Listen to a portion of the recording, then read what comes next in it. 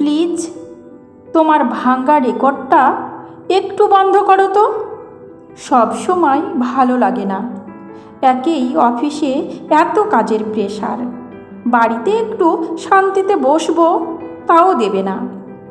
Plate থেকে স্যান্ডউইচটা তুলে মুখে পুড়তে পুড়তে বেশ মেজাজের সুরেই বলল অভিক। শাওন ততক্ষণে ভিতরের ঘরে ঢুকে গেছে। দরজাটা খোলা ছিল তখনও। এবার সশব্দে দরজাটা বন্ধ করে দিয়ে খাটের উপর গিয়ে বসল। অসহ্য লাগছে, জাস্ট দম বন্ধ হয়ে যাচ্ছে এই বাড়িতে। কয়েক সেকেন্ড বসেই তড়াক করে উঠে আলমারি থেকে ব্যাগটা বের করলো। নিজের প্রয়োজনীয় জিনিসগুলো চটপট তুলতে লাগলো ব্যাগে। এখন বাড়ি থেকে ব্যাগ বোঝাই করে বেরোলেই নানান প্রশ্ন ধেয়ে আসবে ওর দিকে। কোথায়, কেন, কতদিনের জন্য, কবে ফিরবে, ইত্যাদি ইত্যাদি। সত্যি বলতে উত্তরগুলো ওরও জানা নেই, তাই সযত্নে এড়িয়ে যাওয়াই ভালো।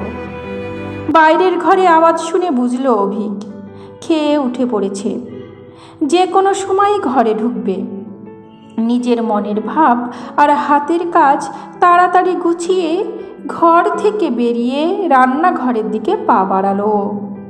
অভিক যেন ওর ঘর থেকে বেরোনোর অপেক্ষাই করছিল।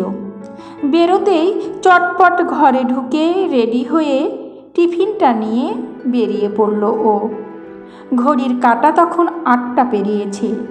নেক্সট লোকালটা ধরলে ধীরে সুস্থে অফিস পৌঁছানো যায়, নয়তো সেই দৌড়ঝাঁপ। বেরিয়েই নিচে লালটু, ভোলা বা তপন এদের কারো একটা টোটো থাকে। আজ যেমন তপন ছিল, চটপট উঠে পড়ল ও। অন্যদিন ওঠার আগে উপরের ডান দিকের ব্যালকনিতে তাকায় ও। আজ আর সেসবের বালাই নেই, ব্যালকনিতে কেউ দাঁড়িয়েও নেই যদিও। টোটো ছেড়ে দিল। ব্যালকনির সাথে লাগোয়া বেডরুমের দরজাটা এক চিলতে ফাঁক করা ছিল। সশব্দে সেটা বন্ধ করে দিল এবার শাওন। ইচ্ছে করছিল চিৎকার করে বাড়ি মাথায় করতে, কিন্তু কার সাথেই বা চেঁচাবে এই ফাঁকা ফ্ল্যাটে। আয়নার সামনে চোখ গেল একবার, চোখ মুখ নাক রাগে সিঁদুর লাল। তাড়াতাড়ি এলোমেলো নিজেকে একটু গুছিয়ে নিয়ে হাতে ব্যাগ নিয়ে ফ্ল্যাটে তালা দিয়ে বেরিয়ে পড়ল ও। সামনের রাস্তা দিয়ে যাবে নাকি পিছন দিক দিয়ে, এই ভেবে ফ্ল্যাটের নিচে হতভম্বের মতন দাঁড়িয়ে রইল কিছুক্ষণ।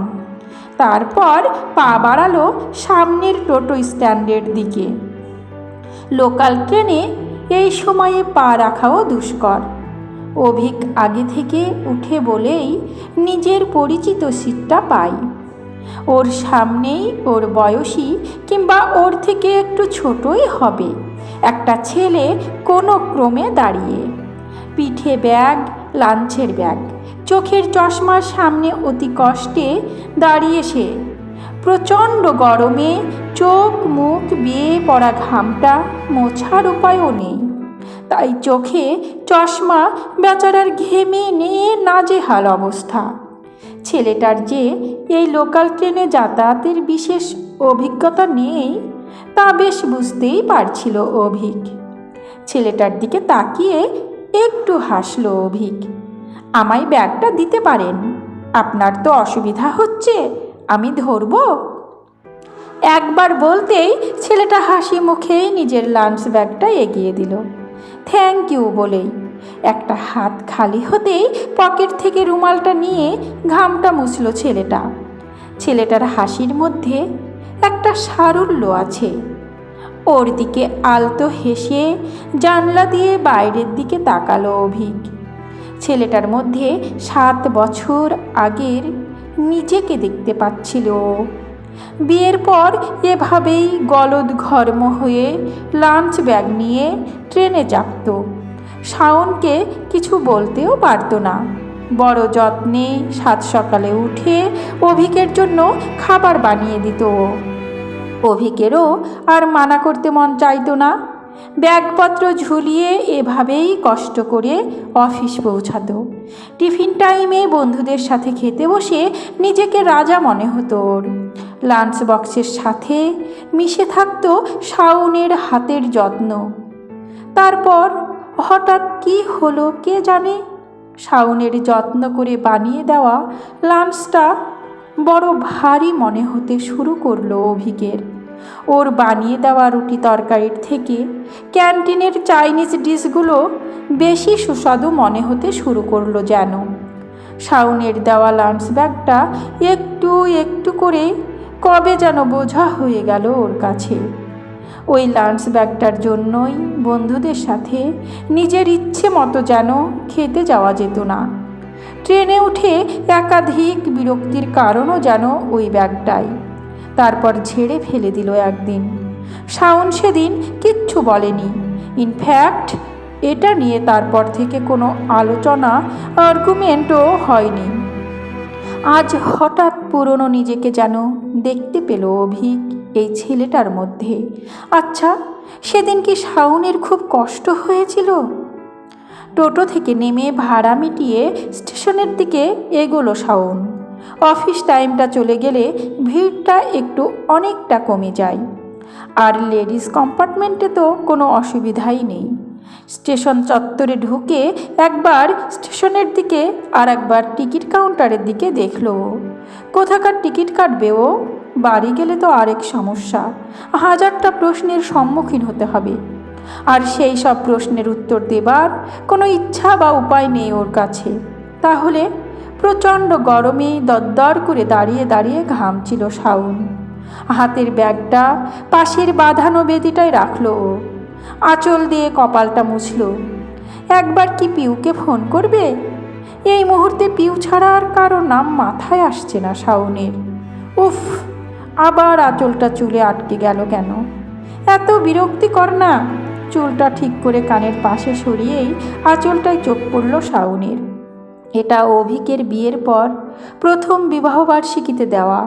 রঙটা যেন খুব পছন্দ হয়েছিল তা নয়, কেমন যেন ক্যাটকেটে কমলা। তাও অভিকের খারাপ লাগবে ভেবে কিছু বলতে পারেনি। পড়তে ইচ্ছে করতো না, কিন্তু অভিক বললে পড়তে বাধ্য হতো। কোয়ালিটিটাও বেশ ভালো তাও নয়। তখন অভিকের উপার্জনেই বা কতটুকু। একদিন বন্ধুদের সাথে সিনেমা দেখতে গিয়ে এই শাড়ির জন্যই চরম লজ্জার শিকার হয়েছিল শাওন। সেদিন খুব রাগ হয়েছিল অভিকের ওপর। বাড়ি ফিরে মনের যত রাগ যত অভিমান সব উগড়ে দিয়েছিল ওই মানুষটার উপর। অভিক কিচ্ছু বলেনি, চুপচাপ শুনেছিল শুধু। তারপর থেকে নিজের সমস্ত জিনিস ও নিজেই কেনে। অভিক আর সারপ্রাইজের দিকে কোনো দিন এগোয়নি।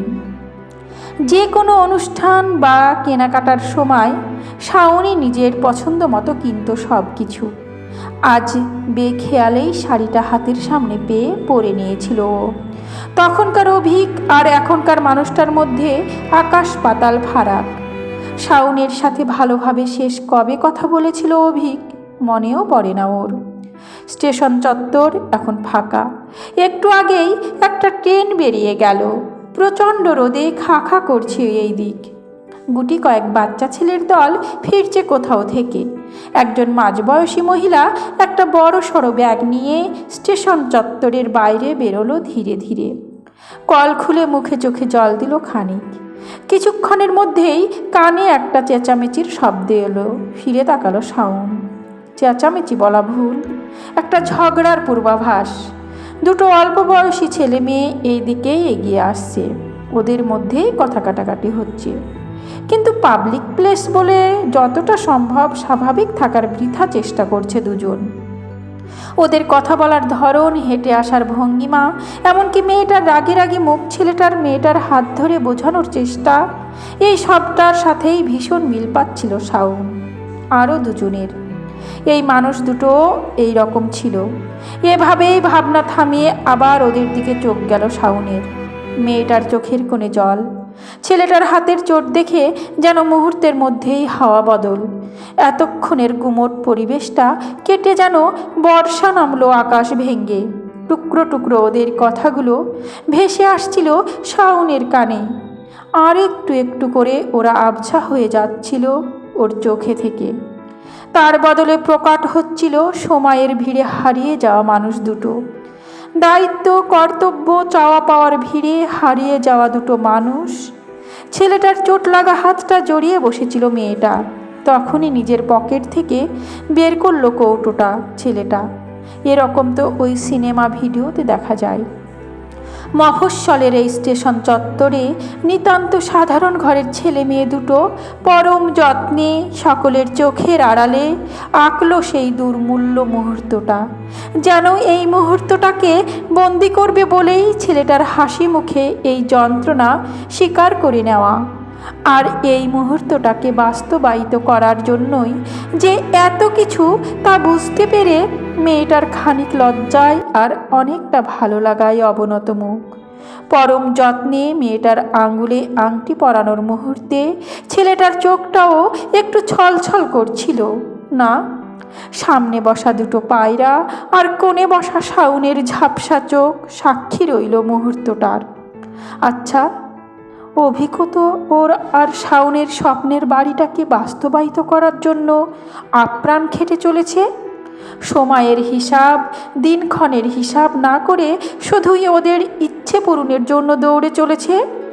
শাওন তো বলেছিল, ব্যাস তারপর থেকে তো সেই স্বাদ পূরণ করতেই এত তোড়জোড়, এত ব্যস্ততা, এত কিছু। আর তো কিছু দিনের অপেক্ষা। এখন তাহলে সব জেনে শুনেও কেন শাওন অভিককে সময় দিতে না পারার জন্য দায়ী করছে? শাওনই তো চেয়েছিল এই স্বপ্ন পূরণের দৌড়ে শাওনের নামের সময়টাও না হয় অভিক এই দৌড়েই খরচ করুক। তাহলে আজ অভিককে কোণঠাসা করে দিচ্ছে কেন ও? আর কি ধৈর্য রাখতে পারছে না শাওন? গুলিয়ে যাচ্ছে কি সবটা এবার? এখানে এত ভিড় কেন? কি আর বলবো দাদা, সামনের নার্সিংহোমটায় কিছু একটা কেস হয়েছে শুনলাম, সেই জন্য ঝামেলা চলছে। এই জন্যই এত জ্যাম, লোকের ভিড়। কি বলছো গো, কতক্ষণ বসে থাকবো এখানে? এবার ট্রেন তো মিস হয়ে যাবে পরের পর। এমনি আজ ফেরার তাড়া রয়েছে একটু। আর এত দেরি হয়ে গেল, কি আশ্চর্য। আর কোনো রাস্তা নেই নাকি? আছে দাদা, কিন্তু সেটাই যেতে গেলেও আর একটু এগোতেই হবে।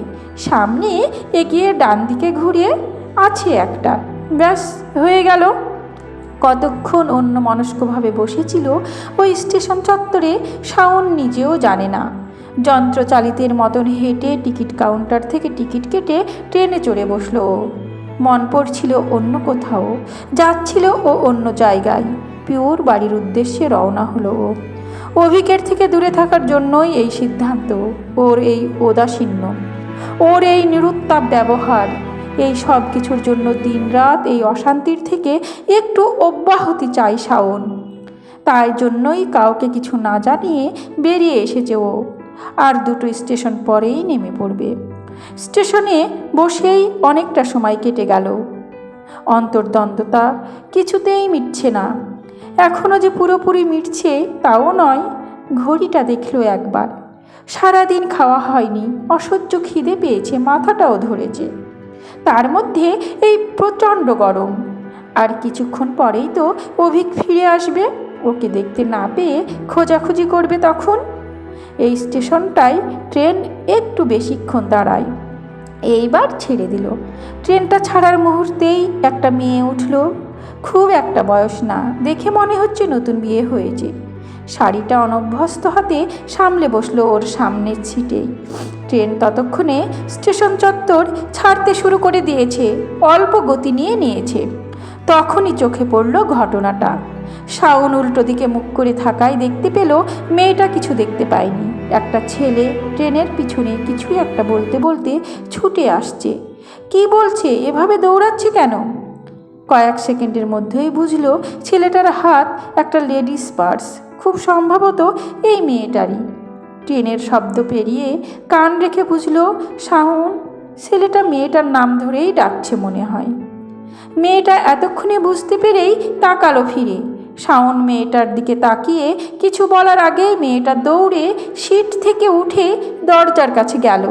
ছেলেটা ততক্ষণে উঠে পড়েছে ট্রেনে। কি পাগলামো করছো? এভাবে কেউ দৌড়ে ট্রেনে ওঠে? আরে কখন থেকে ডাকছি তোমায়, তুমি তো আর তাকাচ্ছই না। এর মধ্যেই বাজে বকবে না একদম।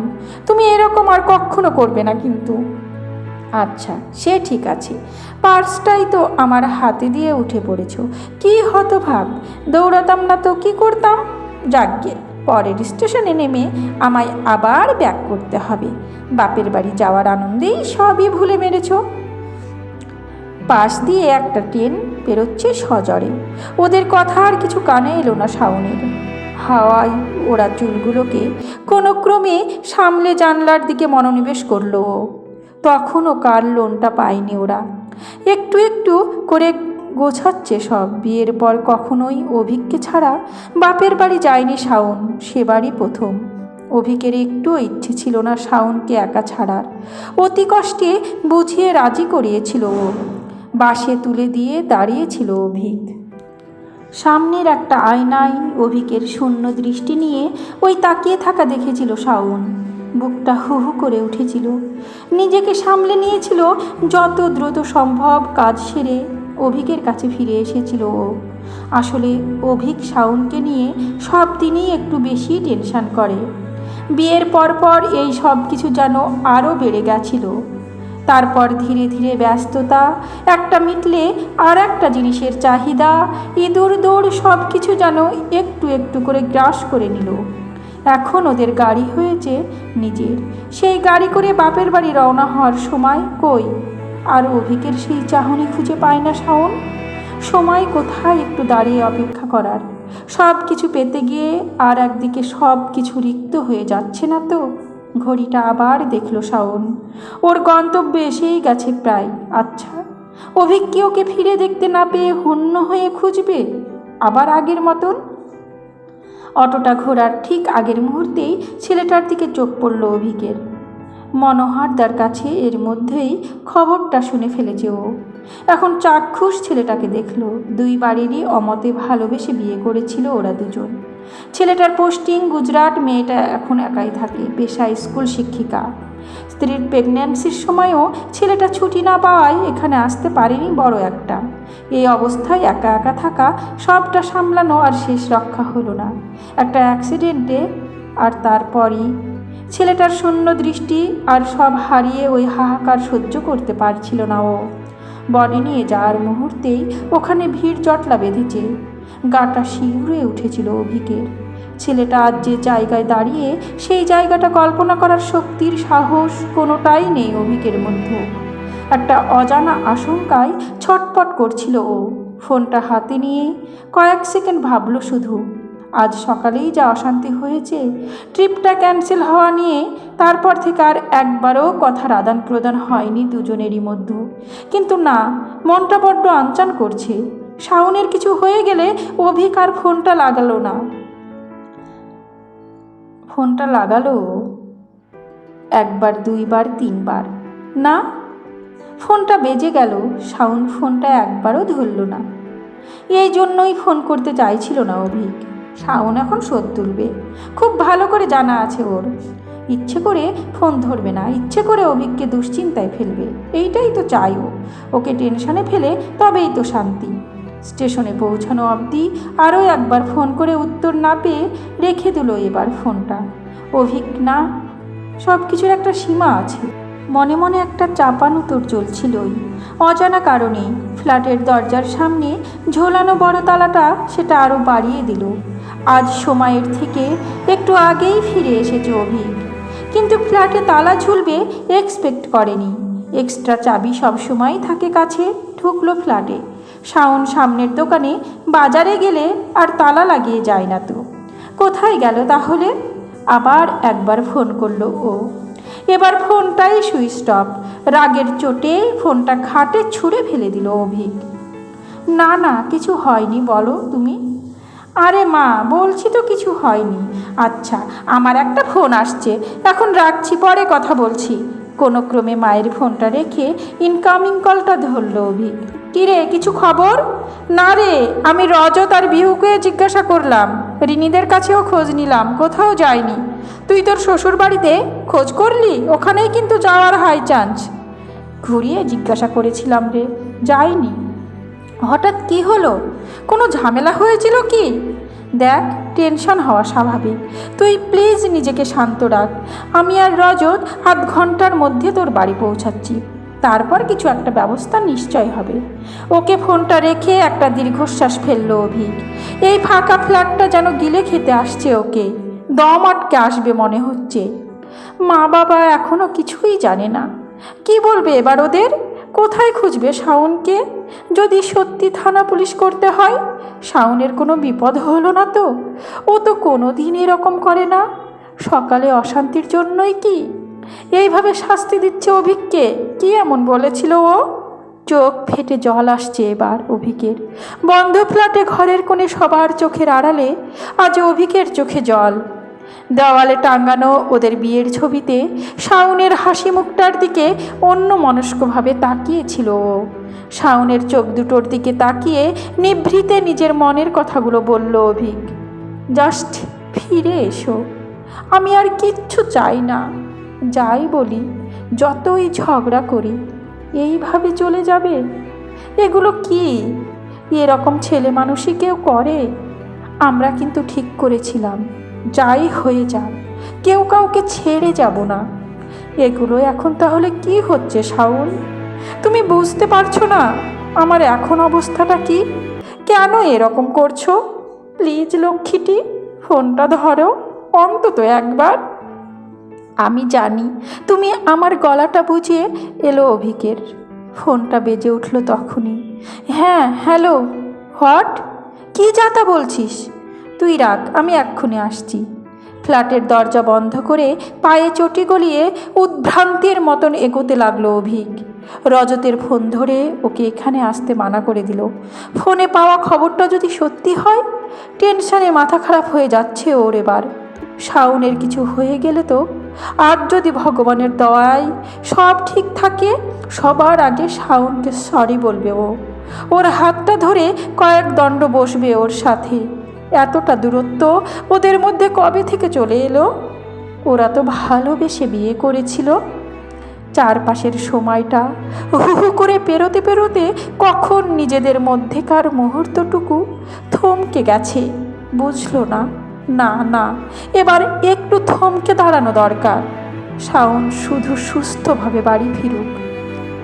মিনিট কুড়ির রাস্তাটা মিনিট 10 পার হয়ে হন্তদন্ত হয়ে এগোলো অভিক। সামনে একটা জটলা, কিছু অপরিচিত মুখ। কি হয়েছে? শাওন ঠিক আছে তো? ফোনে যে বলল, সবাই এইভাবে ওর দিকে তাকিয়ে আছে কেন? চারপাশটা যেন থমকে দাঁড়িয়ে গেছে এক লহমায়। সবটুকু যেন স্তব্ধ, নিষ্প্রাণ। বাতাস চলাচলের অনুমতিটুকুও যেন নেই আর। চারপাশে একটা দম বন্ধ করা পরিবেশ। পরিচিত মুখগুলোর ভিড়ে ও একটা মুখই খুঁজছে। ওই মানুষটার মুখটা দেখতে পেলেই আর কিচ্ছু চায় না। শাওন ওকে ছেড়ে কোথায় যেতে পারে না, এটাই ও মনে প্রাণে বিশ্বাস করে।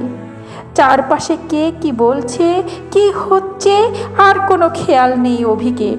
সামনের জটলাটা ঠেলে ভিতরে ঢুকলো ও। ওদের বাড়ির কাছের লোকাল হাসপাতাল এটাই। শাওন কোথায়? তন্ন তন্ন করে ওর চোখ দুটো এদিক ওদিক খুঁজতে খুঁজতে অবশেষে থমকে দাঁড়ালো এবার। দৌড়ে এগোলো ও। এই তো ওর শাওন, মাথা নিচু করে বসে আছে। ছুটে গিয়ে শাওনের হাতটা ধরল অভিক বেডের কাছে গিয়ে। তৎক্ষণাৎ বুঝল একটা অ্যাক্সিডেন্ট ঘটে গেছে ইতিমধ্যেই। শাওনের হাতে আর কপালেই তার প্রমাণ স্পষ্ট। পাশের নার্স আর বাকিরা একে একে বলছিল সবটা, কিন্তু শাওন যেন চুপ। কয়েক সেকেন্ড পর তাকালো অভিকের চোখের দিকে। চোখে জল। অভিক কিছু বলার আগেই চোখের ভাষায় বলে গেল অনেক কিছু। বহুদিন পর অভিকের আঙ্গুলটা ধরল শক্ত করে, ঠিক আগের মতন। সরি, ব্যাস এটুকুই শুনতে পেল অভিক। প্রাণাধিক প্রিয় মানুষটাকে ফিরে পেয়ে ও খুশি। I am also sorry Shaon.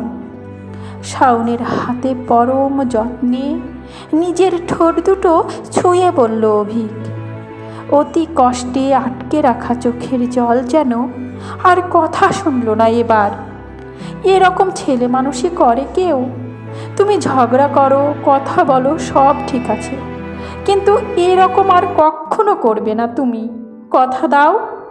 আর এরপর থেকে তুমি আমায় বকবে, আমি ভুলে গেলে সময় দিতে না পারলে ঝগড়া করবে আমার সাথে, বলছি তো।